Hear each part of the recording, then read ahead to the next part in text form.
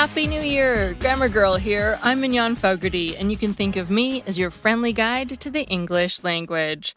Writing, history, rules, and cool stuff. Today, I'm thinking about New Year's resolutions. I'm going to continue learning Spanish. My husband actually got me Spanish workbooks for Christmas. But some of you might have resolved to learn a new language that uses a different alphabet or script. So I thought this piece by Peter Kernicki about why Asian languages have so many different scripts might be particularly interesting right now. Let's get started. You don't have to learn a new script when you learn Norwegian, Czech, or Portuguese, let alone French. So why does every East Asian language require you to learn a new script as well? In Europe, the Roman script of Latin became standard, and it was never seriously challenged by runes or by the Greek, Cyrillic, or Glagolitic alphabets.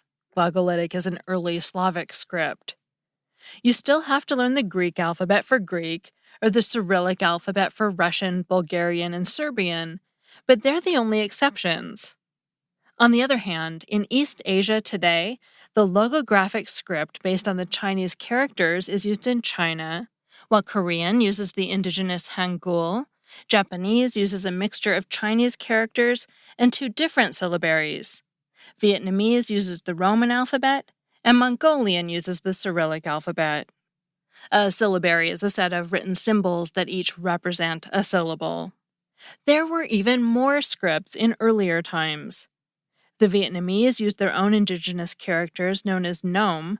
The Mongolians used their own vertical script, which was also used by the Manchus in northeast China. The Tanguts in western China invented their own characters, and so did the Khitans in the northeast. So the first puzzle is the profusion of scripts in East Asia. Why are there so many?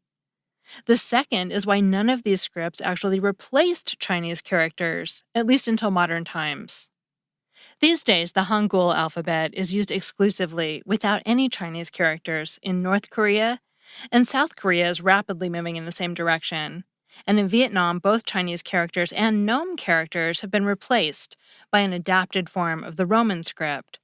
But before the 20th century, every society in East Asia with an indigenous script also used Chinese characters.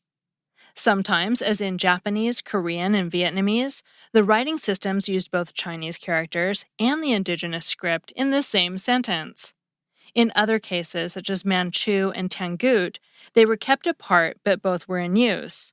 What is the explanation for this state of affairs? We can start with the assumption that the Chinese characters were the first form of writing known in East Asia.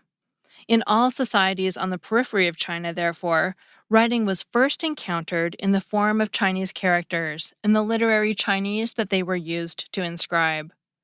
Consequently, the earliest texts produced in Vietnam, Japan, and Korea were written using Chinese characters. Local place names and personal names were written using Chinese characters phonographically, just for their sound alone. And this principle was then taken further, using Chinese characters to inscribe the local vernacular languages. So why was it necessary to invent vernacular scripts? Although the circumstances in which the various East Asian scripts were invented or developed are different in each case, the scripts are united by one fact. This is that they all owe something to Chinese characters, or at least to their ideal square shape. This is obvious in the case of the characters invented in the Tangut Empire or in Vietnam. While in Japan, the two kana syllabaries represent either abbreviations or cursive forms of Chinese characters. The best explanation for the profusion is that provided by Elena Berlanda, who's attributed its script plurality to dissociation, the desire to be different. For the Tanguts, who were at odds with China, the invention of their own script was a political act, an assertion of independence from the dominant power in the region. Elsewhere, vernacular scripts empowered the spoken vernaculars by enabling them, too, to partake of the prestige of writing that hitherto only Chinese had enjoyed. So, in fact, the plurality of scripts in East Asia reflects what Kublai Khan is reported to have said in the 13th century, when urging the creation of a script for Mongolian. Every state has its own writing. This is certainly true of East Asia now, but before the 20th century, every state had its own writing for the vernacular, while at the same time, Chinese writing retained its prestige.